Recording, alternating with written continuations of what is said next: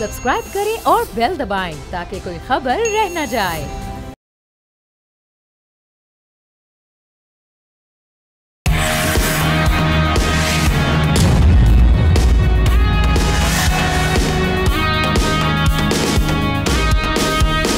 अस्सलाम वालेकुम नाजरीन, आप देख रहे हैं न्यूज़ पंच। मैं हूं आमना खटाना। काबीना का पहला इजलास जिसमें वज़ीर आज़म ने महंगाई को सबसे बड़ा चैलेंज करार देते हुए ये कहा कि महंगाई और करप्शन के खिलाफ मिलकर जंग लड़नी है।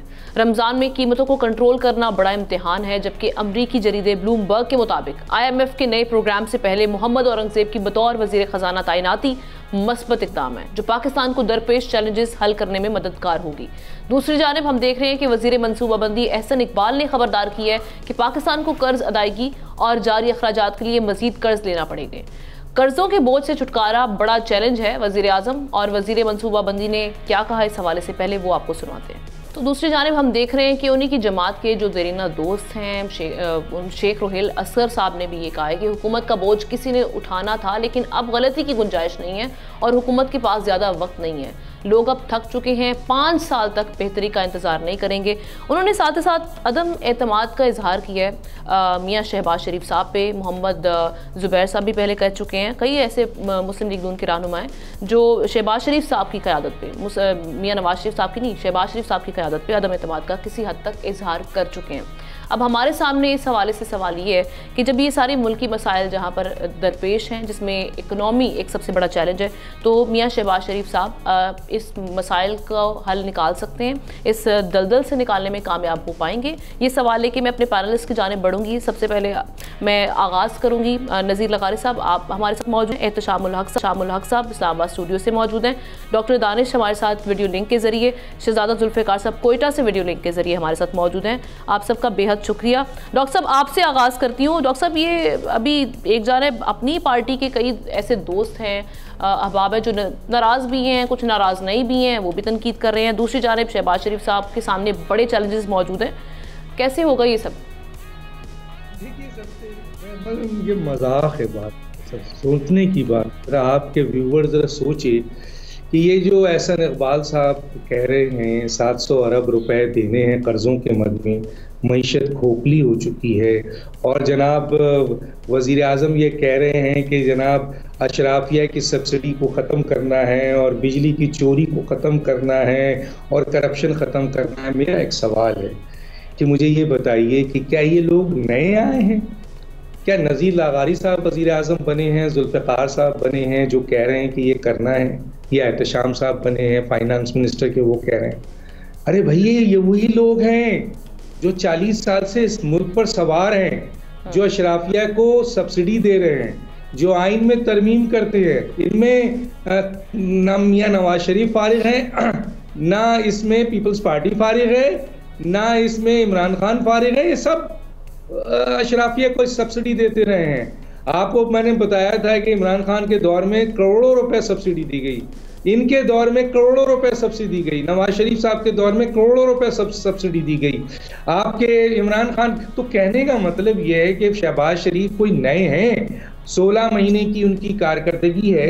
आप एहसन इकबाल, मैं बहुत कुछ कह सकता हूँ, मेरे पास फिगर्स है, लेकिन मैं आम जबान में आज बात करना चाहता हूँ कि मुझे ये बताइए कि अगर एहसन इकबाल ये कह रहे हैं कि मईशत खोखली हो चुकी है और 700 अरब देने हैं और बहुत कुछ है, अभी तो IMF का, अभी आपको पता है भारत ने IMF से क्या पहली दफा तकाजा किया है? उसने ये तकाजा किया है कि पहले तो वो कुछ नहीं कहता था, हालांकि वो उसके एग्जीक्यूटिव बोर्ड में शामिल है भारत। वो ये कह रहा है कि अगर इनको लोन दिया जाए तो ये इस बात की गारंटी ली जाए कि ये लोन डिफेंस में नहीं जाएगा। बताएं अब इस हद तक आप क्या, ये इन्होंने खत लिख दिया है तो दूसरे मुल्कों को, ये इमरान खान ने IMF को खत लिख दिया, अंदरूनी तौर पे कहा जा रहा है कि पाकिस्तान को कर्ज नहीं दो। बताइए कितने गलत काम कर रहे हैं ये हुकूमत। और ये शहबाज शरीफ साहब, ये एहसन इकबाल साहब बताएं कि ये जो 16 महीने की हुकूमत गुजरी और फिर निगरां हुकूमत गुजरी, तो मईशत अगर खोखली है और तबाहशुदा है और आपको कर्जे लेकर ही कर्जा अदा करना है, तो फिर ये तो 18 महीने की हुकूमत थी।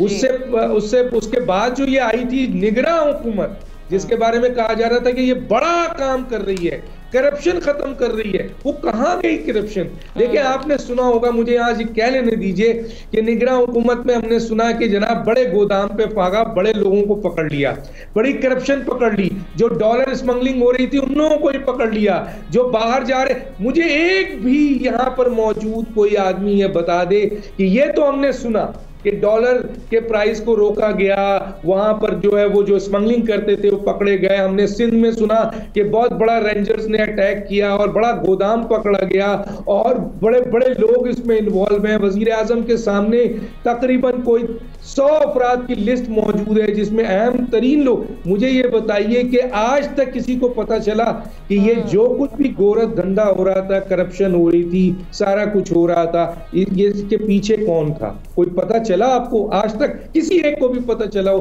तो मुझे उसका नाम दे दीजिए। मैं तो पूछता रहा हूं, सबसे पूछता रहा हूं, कोई देने को तैयार नहीं है। ये सब्सिडी कौन देता रहा है माजी में? क्या शहबाज शरीफ उसका हिस्सा नहीं है? क्या नवाज शरीफ उसका हिस्सा नहीं है? क्या जरदारी साहब उसका हिस्सा नहीं है? सवाल ये पैदा होता है, करप्शन कौन कर रहा है? 70% पार्लियामेंट में मौजूद लोग आज भी जो इन पार्टियों के टिकट पर आए हैं, ये 70% लोग करप्शन करते हैं। ये जखीरा अंदोज हैं, इनमें बहुत बड़े स्मगलर हैं, बहुत बड़े बड़े नामी गिरामी। ये शुगर मिलें किसकी हैं? ये आटे की कारोबार और गोदाम बड़े बड़े किसके हैं? बिल्कुल, ये बहुत सारे सवालात हमारे सामने मौजूद हैं। और लगारी साहब, आप किस तरह से देख रहे हैं? एक जानिब हम देख रहे हैं कि ये बड़ा अच्छा स्टेप है, बड़ा पॉजिटिव स्टेप है कि जो काबीना इस बार रखी गई है बड़ी महदूद रखी गई है। दूसरा, जो वज़ीर आज़म पुरज़्म दिखाई दे रहे हैं अपने बयानात में, उनके सामने जिस तरह से वो कह रहे हैं कि चैलेंजेस हिमालय जैसे हैं और दिन रात काम करना पड़ेगा, करो या मरो वाला इस वक्त सिचुएशन है। आपको इंटेंट लग रही है? क्योंकि एक जानिब हमारे सामने 16 महीने का तजर्बा भी है और फिर ये सारे मामलात। शेख रुहेल साहब कह रहे हैं कि वज़ीर आज़म और लीडर में फ़र्क होता है। मियाँ नवाज शरीफ साहब पर उनको एतमाद था। देखें, असल जवाब तो दे दिया डॉक्टर दानिश साहब ने, और मियाँ शहबाज शरीफ ने कहा है कि अशराफिया जो है वो उसको सब या उसके लिए मुराद होती हैं। और इसको इमरान खान कहा करते थे कि माफिया है, और माफिया उनके दाएं बाएं बैठी होती थी। अशराफिया भी एक ही बला का नाम है, माफिया भी एक ही बला का नाम है। काला धन भी इन्हीं के पास है, बलाई इकनॉमी भी यही चलाते हैं, बिलवास्ता टैक्सेशन भी इन्हीं के लिए होती है। असल हुक्मरान यही हैं, इदारे इनके मुआविन के तौर पर काम करते हैं। पार्लियामेंट इनके लिए कानून साजी करती है, अदलिया इनके लिए राहें हमवार करती है, इंतज़ामिया इनकी खिदमत गुजार के तौर पर काम करती है। असल हुक्मरान अशराफिया इसी का नाम है, असल माफिया इन्हीं के पास है, सारे के सारे इनके खिदमत गुजार हैं। और जो महंगाई भी कर रहे हैं, जो IMF से कर्जे लेकर दुनिया जहान से कर्जे उठाकर फिर कर्जे अदा करते हैं, फिर हमारे ऊपर और कर्जे चढ़ा देते हैं, और वो जो इनके लिए जो लाया जाता है वो इनके हवाले कर दिया जाता है। सब कुछ इनका होता है, मुल्क के तमाम वसाइल इनके होते हैं, और बेरहमी से इस्तेमाल किया जाता है हमारे वसाइल को। और ये जो आपको पाकिस्तान के ज़ेर ज़मीन ख़जाने हैं, तो उनको एक्सप्लोर करना किसकी जिम्मेदारी है? गैस और तेल के ज़खायर इतने ज़्यादा हैं पाकिस्तान में, उसका पोटेंशियल इतना ज़्यादा है कि हम तो अपने रीजन के नहीं, अपने कॉन्टिनेंट की जो बोझ है वो उठाने के काबिल हैं, अगर हमारे वसाइल को एक्सप्लोर किया जाए। वो तो नहीं करने जाता, हमारे हुक्मरान अशराफिया नहीं करती है। हमारी हुक्मरान अशराफिया एक बैनुल-अक़वामी हुक्मरान अशराफिया की नज़रों के इजाज़त की मुंतज़र होती है कि वहाँ से इशारा या ब्रू हो तो फिर आगे काम करें, और वरना वो कहें कि जनाब हमसे कर्जे लेकर आप सारा मामला अपना ठीक कीजिए। और हमें मजबूर कर दिया गया है, हमें पाबंद बना दिया गया है कि हम जाएं और जाकर IMF के दरवाजे पर अपने घुटने टेक कर हाथ जोड़कर अर्ज़ करें, हुजूर वाला हमें अता कीजिए। और हमारे पास कोई रास्ता भी नहीं है, इसलिए कि अल्टीमेट बेनिफिशरी यही अशराफिया है जो माफिया के तौर पर काम करती है, और तमाम इदारे इनके खिदमत गुजार होते हैं। जी एहतशाम साहब, देखें, बड़ी अच्छी बातें की हैं लगारी साहब ने भी, डॉक्टर दानिश ने भी की हैं, लेकिन सवाल इस वक्त ये है, पहले तो ये तय हो जाए कि जो हम रोज़ बात करते हैं कि ये जो मराहत और सब्सिडी वाली बात है, IMF का फिगर है, मेरा आपका फिगर नहीं है, $17 बिलियन सालाना ये मराहत याफ्ता तबका जो है ना इस मुल्क से खा जाता है।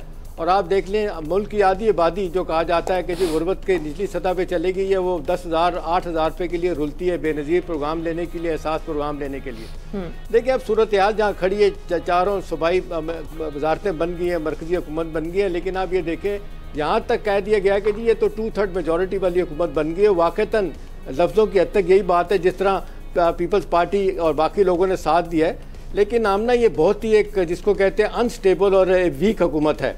ये बोल्ड और पॉपुलर डिसीजन नहीं कर सकती और इफेक्टिवली इसको आप अकलियत वाली हुकूमत कहेंगे, मरारिटी वाली हुकूमत, क्योंकि बड़े फैसले इन्होंने करने हैं, खाली PMLN ने और बाकियों ने साथ इनका नहीं देना, लिहाजा इनके लिए मसाइल हैं, मुश्किलात हैं।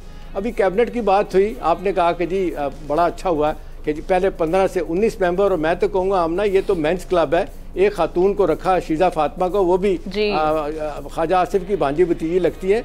बाकी तो आप देख लें आधी आबादी हमारी ख़वातीन की है। क्या ये मैसेज देना अच्छा था? एक तो पंजाब से 15 बंदे 16 लिए, ऊपर से एक खातून रखी, वो भी स्टेट मिनिस्टर।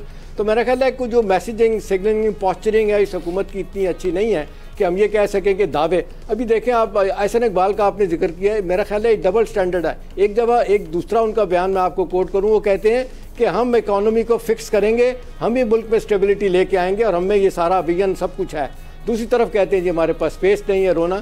अभी डॉक्टर जो बात कर रहे थे दानिश, ये हिंदुस्तान वाली बात, देखिए वो डिप्टी MD जो है ना, वो एक गोपीनाथ खातून है, वो जो गीता गोपीनाथ, वो जो IMF की हैं, वो इंडियन है। तो डेफिनेटली अब अपना इस्तेमाल करेगी इंडियन हुकूमत कि वो किसी तरीके से IMF को इतनी आसानी के साथ पैकेज ना दे।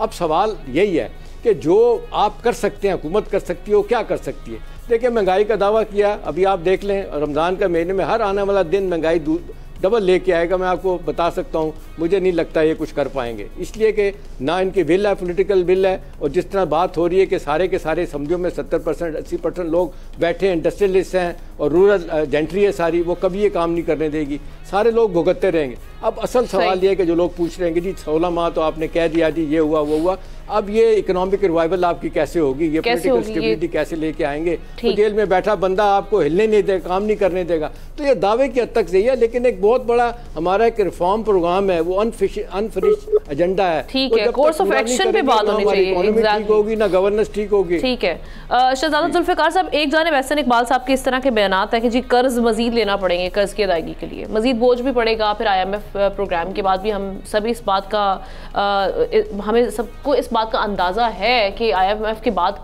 कैसी महंगाई आने वाली है, क्या मामलात होने वाले हैं।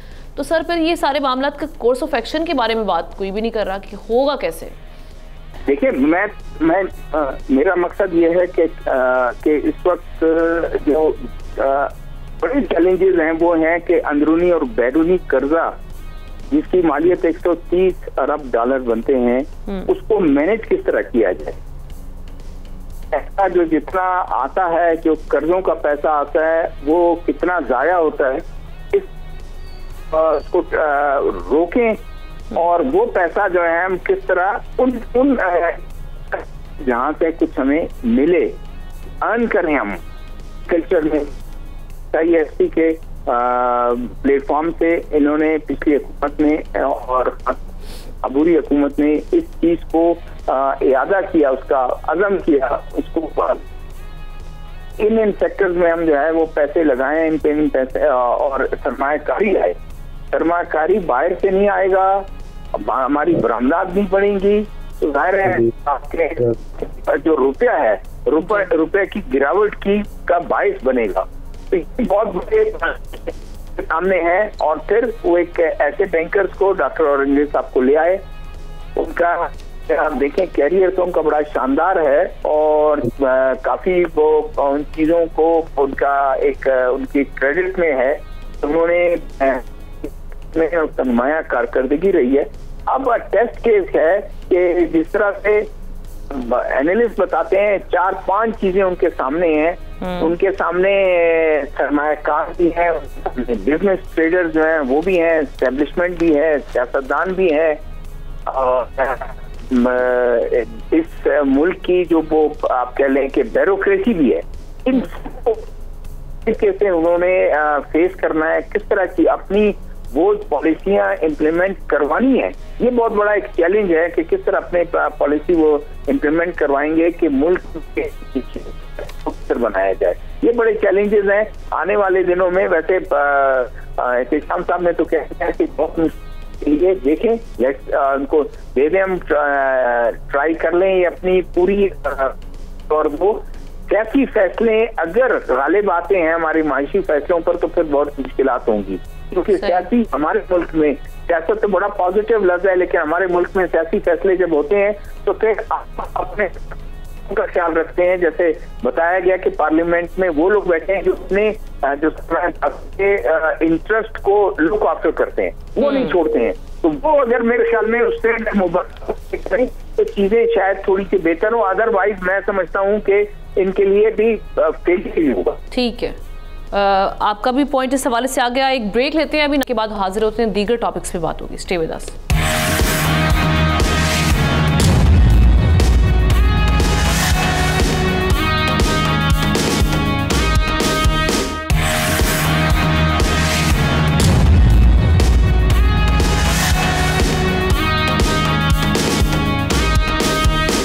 Welcome back once again. अब हम कुछ बात कर लेते हैं फ़लस्तीनी बहन भाइयों की जो माह रमज़ान में भी हालत जंग में है।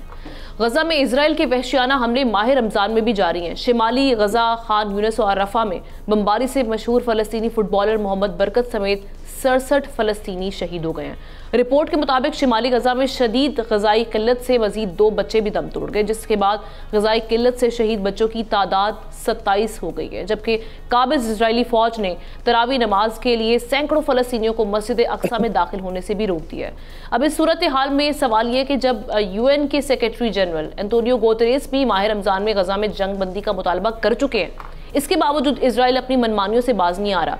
इजराइल की सफाकाना कार्रवाइयों को रोकने के लिए किस तरह से प्रेशराइज किया जा सकता है, ये सवाल लेकर मैं शहजादा जुल्फ़िकार सबसे पहले आपकी जानिब आऊंगी। सर, क्या हल है इस मसले का, किस तरह से देख रहे हैं? देखें, शायद अरब ममालिक ये बात तो कर रहे हैं, कंडेम भी कर रहे हैं, और लेकिन शायद अमली कोई स्टेप उठाने से कासिर हैं। और यूरोपियन कंट्रीज़, एहतजाज वहाँ हो रहे हैं, यूरोपियन कंट्रीज़ भी उनके सरबराहान ये कह रहे हैं कि जंग बंदी होनी चाहिए, लेकिन इसराइल किसी चीज़ को मानने के लिए तैयार नहीं है। बिल्कुल। अमेरिकन, असल तो बात है अमेरिकन की, अगर वहाँ प्रेशर, वहाँ हीट बढ़ेगी तो अमेरिकन अपना पूरा असर रसूख इस्तेमाल करेगा। अब तक जो बाइडन ज़रूर उनको मुतालबा करता रहा है जंग बंदी का उनका, लेकिन कोई सख्त स्टेप उठाने से कासिर है। मेरे ख्याल में अरब ममालिक सबसे पहले उन पे बहुत बड़ी जिम्मेदारी आयद होती है कि वो इस चीज़ को अमेरिका पर ही प्रेशर बढ़ाएं। अमेरिका प्रेशर बढ़ाते हैं और इसराइल की तरफ प्रेशर बढ़ाते हैं आने वाले दिनों में, तो फिर कुछ चीज़ें होंगी।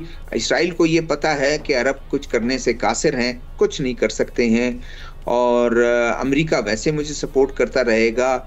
जो वहाँ से असला बारूद वहाँ से आता रहा है, और वो फ़लस्तीनियों की जो है वो उनको कत्ले आम उनका जो है कोई उसका वो नहीं है कि जिस बिल्डिंग को उनको सिर्फ एक शक हो कि यहाँ हमास के लोग हैं, उसने ये सोचे बगैर कि इसमें अगर एक बंदा हमास का, हम फर्ज कर लें अगर है भी, तो उसमें जो है कम से कम 5,000 1,500 लोग जो हैं दूसरे लोग भी हैं, बेगुनाह लोग भी हैं। उन बेगुनाहों को दुनिया पूरी इस वक्त खामोश तमाशाई बनी हुई है। 31,000 हज़ार जो है, आप मुझे बताएं कि ये आज के इस मॉडर्न दौर में जहां कहते हैं अमन, दुनिया की अमन की बात करें,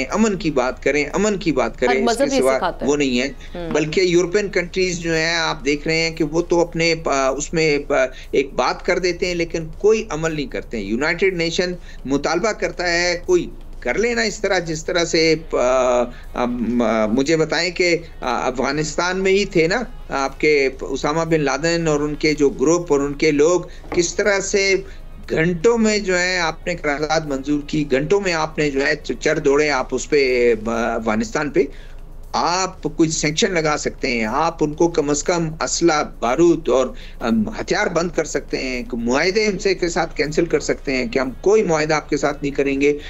उसका इसराइल को इतना बड़ा मुल्क तो नहीं है, लेकिन जाहिर है जब इतना बड़ी ताकतें उनके पीछे हैं तो उसने तो करना ही है। और इस वक्त एक मिथ बना दिया गया है कि वायलेंस इस तरह करो कि फलस्तीनी बच्चे औरतों के दिल में ये बात बैठ जाए कि हमास को वो कंडेम करें कि हमास ने हरकत की है, हमास की वजह से हम पर ये सारा कुछ हुआ है। वो एक अलग बात है जो लेकिन ये है कि इस तरह से आप जो है खवातीन बच्चों को और हॉस्पिटल्स को, मसाजिद को निशाना बनाए। जी जी एहतशाम साहब, पिछले साल अक्टूबर से ये मामला शुरू हुआ, अब तक नहीं रुक रहा, दिन ब दिन इन कार्रवाइयों में इजाफा हो रहा है। फिर वहाँ पे माल न्यूट्रिशन वाला एक मामला वो अलग चल रहा है, उससे हम देख रहे हैं कि कितनी वहाँ पे शहादती हो रही हैं।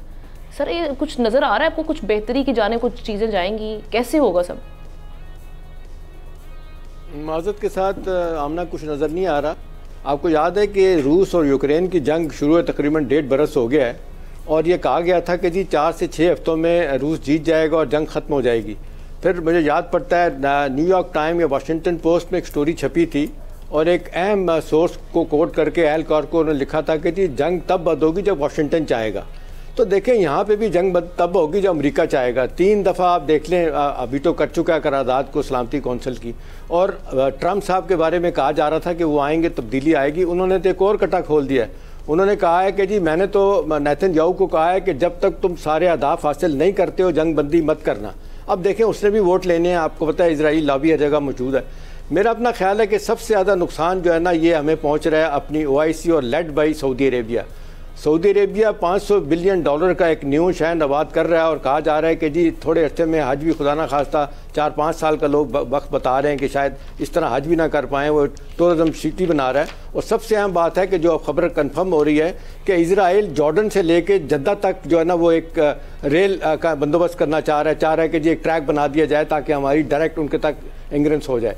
अब इन हालात में जिसको हम कहते हैं 47 ममालिक का लीडर, वो देखें जिस अंदाज से चुप करके बैठे हैं, वो कंडेमनेशन भी भरपूर तरीके से नहीं कर रहे, कोई उनकी अपनी अरब लीग की मीटिंग नहीं हो रही है कि इसको रुकवाने के लिए करे।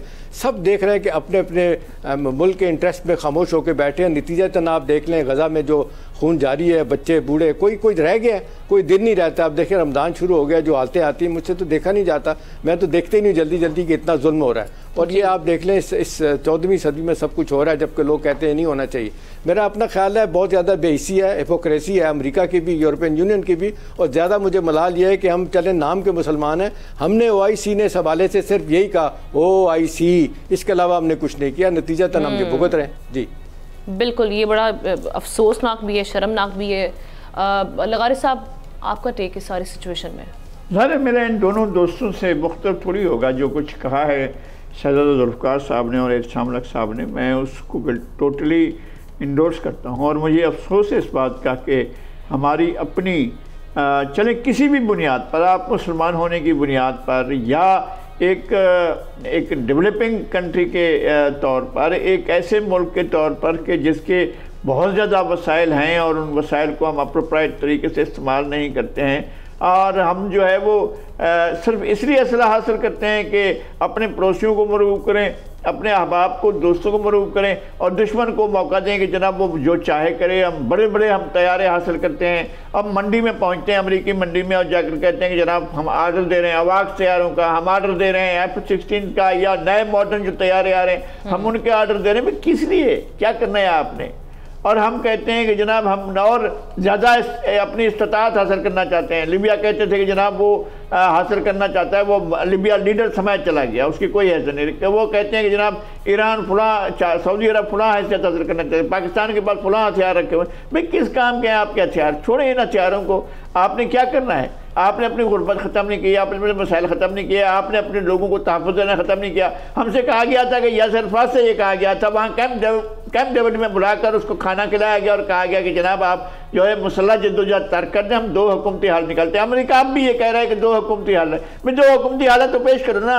आपने जिस तरह तैमूर का किया, जिस तरह से सूडान का किया था, आप इस मसले को हल करो। दो मुमलिकती हल जो है इसका यही हल है, तो उसको पेश करो। फ़लस्तीन को आज़ाद करो, उसकी जान छोड़ो। ये नहीं कर रहे हैं। और ये मुआहदा हुआ था बैगन का, यासिर अरफ़ात का, सादात का, ये लोग जाकर बैठे थे और इनने अपने मुआहदे भी किए थे, और बैठकर जो अमेरिका के साथ उन्होंने सारे के सारे मामला तय किए थे। और अमेरिका तय कराने के बाद उनकी इस हैसियत को, यही हुआ हमारे साथ जी, कश्मीर में मिलिटेंसी ख़त्म होगी तो फिर आज़ादी के जो है वो दरिया बहने लगेंगे और नए आज़ादी जो है वो बिल्कुल मंजिल हासिल हो जाएगी। और उधर से यासीन मलिक ने ख़त्म किया, ऐलान किया कि जी हम मिलिटेंसी को छोड़कर पुरअमन ज़राए इख्तियार करते हैं। वो तब से अब तक जेल में पड़ा, उसकी ज़िंदगी की कोई पता ही नहीं है, हमें नहीं मालूम, अब तक नहीं पता है कि उसकी ज़िंदगी की क्या ज़मानत है और वो ज़िंदा है, किस हालत में है, किस हालत में नहीं है, हमें नहीं मालूम है। और इसी तरह से कश्मीरी लीडरशिप का कोई पता नहीं है। हम सिर्फ धोखे के चिराग, धोखे के वो देखते हैं कि जनाब हमें ये एक जो है वो हमें दिखाया जाता है कोई चीज़ और कहा जाता है कि देखें ये आपके लिए हल आ गया है, और हम उस हल के पीछे दौड़ते हैं और अपने इस्तात से, अपनी चीज़ों से, अपनी जिद्दोजहद से हाथ छोड़ बैठते हैं और नहीं करता। या अब अगर आज भी लला खाल लड़ रही होती है, अगर आज भी जहाज जबाश के लोग लड़ रहे होते हैं, अगर आज भी यासिर अराफात के लोग लड़ रहे होते हैं, अगर आज भी जो है गजा के लोग लड़ रहे थे, सब मिलकर लड़ रहे होते थे, कम से कम इसराइलियों को भी तो अपनी जान का खतरा होता ना। अब उनको आपने आज़ाद कर दिया कि जनाब हम तो बिल्कुल अमन के साथ चाहते हैं कि इस मसले को हल किया जाए। मसला हल नहीं हो रहा है। हाल ये है कि अगर दो रियासती हल है आपके नज़दीक, हम तो समझते हैं कि फ़लस्तीन को मुकम्मल आज़ाद किया जाए। अगर आप इसको कबूल करते हैं, इसको फ़लस्तीन भी कबूल करते हैं, तो फिर देना उसको वो हल। क्या करती है आदमी बताते हैं, यूनाइटेड नेशन क्या करता है? अब जब भी आप सब तैयार हो जाते हैं और कहते हैं, अमेरिका कहता है कि एक उंगली उठाता है और कहता है मैंने वीटो कर दिया, ख़त्म हो गई बात। आप जंगबंदी की तरफ जाते हैं, वीटो हो जाता है। और इसराइल जो है नित नए हथियारों का इस्तेमाल करता है और फिर दुनिया भर को मैसेज भेजता है टेस्टेड हथियार हैं ये, हमने वहाँ पर फ़लस्तीन में टेस्ट किए हैं हथियारों को, ये बड़ी हलाकत खैरी करते हैं। और फिर वो मार्केट में जाता है, अपने हथियार बेचता है, अमेरिका अपने हथियार बेचता है। ये फ़लस्तीनियों पर टेस्ट होते हैं, कश्मीरियों पर टेस्ट होते हैं। हम सिर्फ रोने के लिए बैठे हुए हैं, आए सब मिलकर रोएं, सारे मुसलमान मातम करें, सीना को भी करेंगे जनाब हमारे साथ तो ये हो रहा है। ठीक है डॉक्टर साहब, हम अगर अक़वाम आलम की तो बात ही ना करें ना, वहाँ से तो हमने देख लिया कि क्या सोल्यूशन रिजेक्ट कर दिया इजराइल ने। सर मुस्लिम वर्ल्ड का अगर बात की जाए, उनकी जानिब से आपको लगता है कि उन्होंने अब तक कोई मौसर इकदाम किए हैं कि इस मसले का कोई हल निकल सकता? कुछ इस तरह की सपोर्ट उनकी जानिब से गजा के लिए, फ़लस्तीन के लिए आपको दिखने में मिली? उनका क्या किरदार रहा? मुस्लिम ममालिक जो हैं जिनमें अरब लीग आती है, शायद मेरा ख्याल है कोई 22 ममालिक हैं अरब लीग में, और OIC में 57 ममालिक हैं। क्या कभी कोई आपने मजबूत तो छोड़ें, कोई थोड़ा सा भी इफ़ेक्टिव उनका रोल देखा है? ये तो बेसिकली एक मुल्क के कहने के ऊपर पूरी OIC चल रही होती है। तो और दूसरी तरफ आप देख लीजिए कि मसलन अगर आप 196 कंट्री है जनाब UN की, वहाँ पे उनको इजाज़त नहीं है UN की 196 कंट्री होने के बावजूद कि वो अमेरिका या इजराइल के ख़िलाफ़ कोई चीज़ मूव कर सकें। आप देख लें कश्मीर का इशू कब से पड़ा हुआ है, वहाँ तो कमेटी में भी नहीं जा सकता है इतना। अब सवाल ये पैदा होता है कि मुस्लिम ममालिक तो छोड़िए, आइए ज़रा ये जो अभी पिछले दिनों आपके नेशनल सिक्योरिटी उसकी जो मीटिंग हुई थी आपके, उसमें कितने ममालिक थे? 15 ममालिक। तो 14 ममालिक ने तो हिमायत में दिया कि जंगबंदी होनी चाहिए, एक वीटो आ गया अमेरिका का। AIPAC, American Israel public affairs committee, देखिए ये वो इदारा है जो अमेरिका के सर पे बैठा हुआ है, और इसमें ज़्यादातर जो लोग हैं वो ज़्यादातर इजरायली लोग हैं, वो आपके यहूदी लोग हैं। अमेरिका की मईशत को, अमेरिका की प्रेस को, अमेरिका के अहम तरीन इदारों को इन्होंने कब्ज़ा किया हुआ है। इनका अपना कोई सदर जो है वो या स्टेट डिपार्टमेंट हो या इनके जितने भी डिपार्टमेंट्स हैं, कोई AIPAC के ख़िलाफ़ नहीं जा सकता है। अगर AIPAC के ख़िलाफ़ कोई जाता है तो दूसरी दफ़ा में वो फारिग हो जाता है। एक दफ़ा मेरे ख्याल है सीनियर बुश थे, जहाँ तक मुझे, उन्होंने गजा की पट्टी पे जो आबादी थी उसके ख़िलाफ़ कुछ काम किया था, AIPAC ने एक्शन लिया, उनको फारिग कर दिया। तो सवाल ये है कि बहुत मजबूत है वो, और आप बहुत कमज़ोर हैं, और आप एक ग्रुप है ही नहीं। मसलन यहाँ इंटरेस्ट मुख्तलिफ है, और जाहिर है सबका इंटरेस्ट है। सऊदी अरब का अलग इंटरेस्ट है, तो जनाब उसके अलावा ये अरब बेचारे, बाकी अरब को तो वेस्टर्न जमहूरियत के नाम पर लीबिया को, इराक को तो अमेरिका पहले ही खा चुका है। अब पाकिस्तान एक ले दे के रह गया है जो ऑलरेडी कर्जों में इस तरह है कि वो कहीं भी आवाज़ बुलंद कर नहीं सकता। ठीक है, सफारती लेवल पर आवाज़ निकाल देता है, लेकिन कोई इक़दाम नहीं कर सकता है, क्योंकि उसके ऊपर तो अपनी तलवार लटकी। IMF किसका आदमी है, FATF क्या है, तो हम किससे उम्मीद रखते हैं? हम सवाए अल्लाह ताला से कोई उम्मीद नहीं। और मैं बता दूं गजा, ये जो लोग रोज़ाना लोग मर रहे हैं, अभी तक सुना था मैंने 27,000 लाशें जो हैं वो शहीद हुए हैं। और अभी हालिया अभी रमज़ान में बताइए कोई 163 बच्चों, औरतों और उनको शहीद कर दिया गया है। ठीक है, इंडिपेंडेंट छुप कर कुछ ना कुछ कंट्रीज जो है वो किसी का साथ देते हैं, इनका साथ देते हैं, लेकिन असल में इनका मुकाबला जो फ़लस्तीनियों का है वो सिर्फ इजराइल से नहीं है। अगर इजराइल से हो तो इजराइल तो कुछ भी नहीं है, उनका मुकाबला अपने ही मुस्लिम कंट्रीज से भी है, उनका मुकाबला सुपर पावर से भी है, उनका मुकाबला उन मफादात रखने वाले दूसरे कंट्रीज से भी है जिनके मफादात इजराइल से जुड़े हुए होते हैं, जिनका अमेरिका से जुड़ा हुआ होता है। इवन देख लीजिए रशिया हो, चीन हो, वैसे तो सफारती लेवल पर बात वो करते हैं, लेकिन कोई मेजर ठोस इक़दाम नहीं हो पाता है। और फिर एक वीटो का सिस्टम है, उसमें अमेरिका खुल कर कहता है। आप देख लें आज जो है वो जो बाइडन की पोजीशन अमेरिका में अच्छी नहीं है, और वहाँ पर वो लोग उसको बहुत इसी गजा के सिलसिले में बहुत बुरा भला कह रहे हैं। अभी मैं एक वीडियो देख रहा था जिसमें नौजवान वहाँ के जो है वो बाइडन हुकूमत को बहुत बुरा भला कर रहे थे, जिसकी बुनियाद पर ट्रम्प जो है उसको वैल्यू बन गई। लेकिन क्या आप समझती हैं कि ट्रम्प आ जाएगा तो वो उससे हालात बेहतर हो जाएंगे? देखिए, अमेरिका एक ऐसा मुल्क है जहां पर ऊपर की चेंजिंग से उनकी अहम पॉलिसी में कोई तब्दीली नहीं आती, चाहे बाइडन आ जाए, ट्रम्प आ जाए। हम बहुत कमज़ोर हैं, मुस्लिम ममालिक को बहुत कमज़ोर कर दिया गया है, हम तो कर्ज़ों में डूब चुके हैं, हम क्या लड़ेंगे? और दूसरी तरफ जो दूसरे लोग हैं उनको वेस्टर्न डेमोक्रेसी के नाम पर तबाह बर्बाद कर दिया गया है। मुझे याद है जुल्फ़िकार अली भुट्टो, मोहम्मदीन और शाह फैसल, ये 3 थे जो खड़े हुए थे और तीनों को कत्ल कर दिया गया, और तीनों को कत्ल भी उन्हीं के लोगों से करवाया गया, हमसे ही करवा लिया गया। अब मैं क्या बोलूं इसके ऊपर? आप क्या लेके उन बेचारों को जो रोज़ाना नियते शहीद होते हैं, उनका कुछ नहीं पता कि कल उनकी माँ शहीद हो जाएगी, कल बच्चे शहीद हो जाएंगे, मासूम बच्चे शहीद हो रहे हैं, उनके ऊपर लोग सियासत कर रहे हैं, सियासत हो रही है, कोई उनका काम नहीं कर रहा है, कोई फलस्तीन कश्मीर का या मजलूमों का करता है। चले, आपने बिल्कुल सही बात, जो फ़लस्तीन और गज़ा की जो सिचुएशन है उसमें उनकी जंग पूरी दुनिया से है, जहाँ पर हम देख रहे हैं कि जो मुस्लिम ममालिक हैं उनके अपने मफादात हैं, अपने मफादात की वजह से वो बटे हुए हैं, और अक़वाम आलम की तो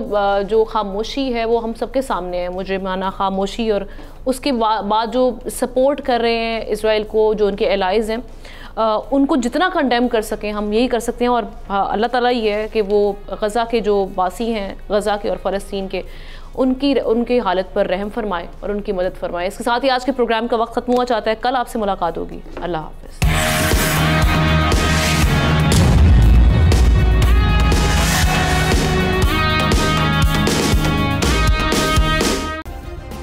सब्सक्राइब करें और बेल दबाएं ताकि कोई खबर रह न जाए।